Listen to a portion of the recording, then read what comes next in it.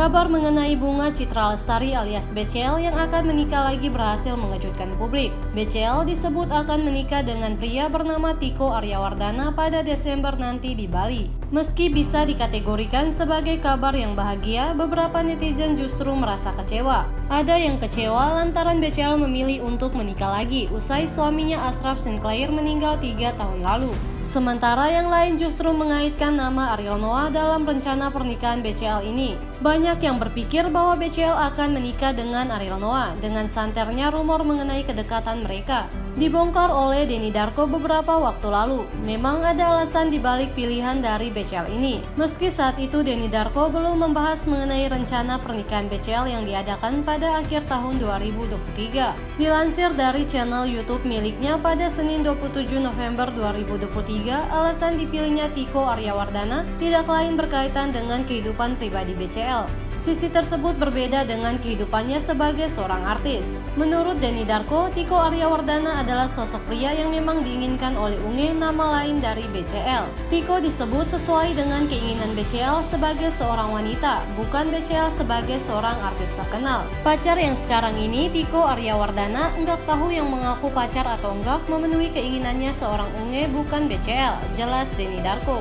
Karakter yang dimiliki oleh Tiko Aryawardana termasuk dengan penampilan disebut cocok dengan keinginan dari BCL. Tiko digambarkan sebagai seorang pria yang khas Jaksel dengan potongan rambut pendek dan penampilannya yang rapi.